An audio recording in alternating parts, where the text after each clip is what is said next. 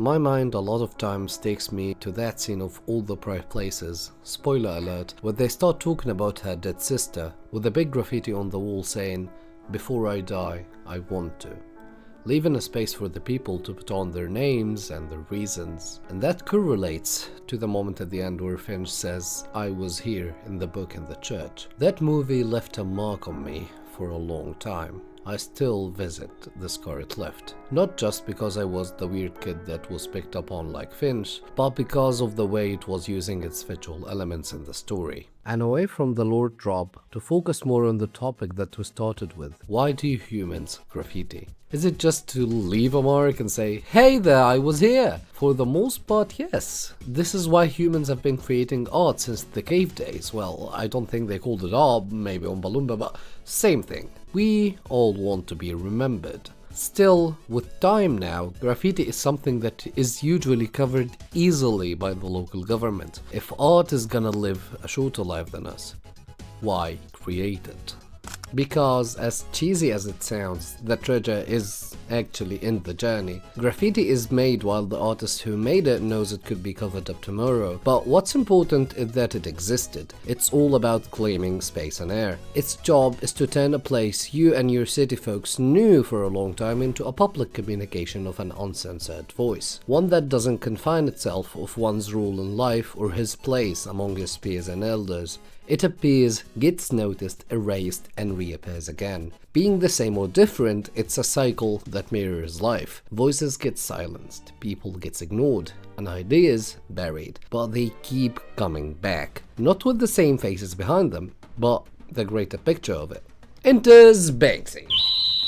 That's pretty annoying, isn't it?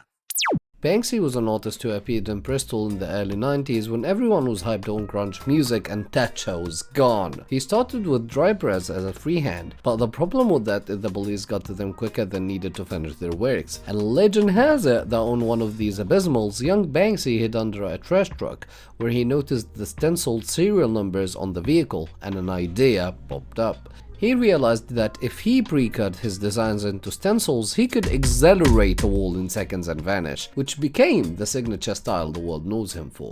And by the 2000s, Bristol wasn't big enough for him anymore, so he took a step into London, where not just his number of work exploded, but his popularity as well. Banksy became an internet sensation quickly in the early 2000s, with forums talking about him and his art, news outlet covering his works, and he started putting works in museums like the British Museum, which finally had something from England in it, and the Louvre, which finally had something British in it. But the worker there would realize after a few days that the things were British and then take it down. He didn't stop at the museum though. In 2004 he pulled off the £10 stunt, rightfully replacing the Queen with Princess Diana. But after 2004 Banksy started hearing a voice.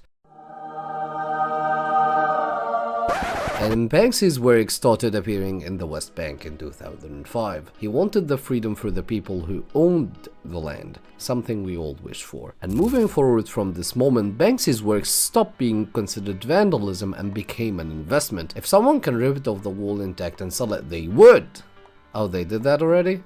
Shocking. The market that he was fighting has caught up to him. Most notably his attempt to tell them to F off that made the work more valuable, the Shredder stunt of 2018.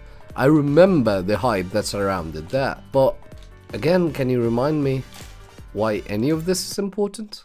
Why is Banksy important? I remember seeing that meme that said all wars have stopped because the world leaders were so moved by one of his works, just to mock him. It is important because even if that won't stop anything, reminders keep people from falling into the hands of propaganda that would doom them and all of the planet's inhabitants easily. It is like War PSA, or the works of Never Again in Germany, that reminds the Germans through memorial culture of what happened and how to not repeat it. Anti-war art would never stop war.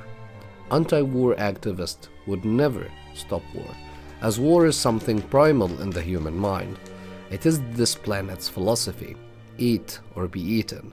But works like that at least tries to remind us that we should lean more into the human side than the primal one.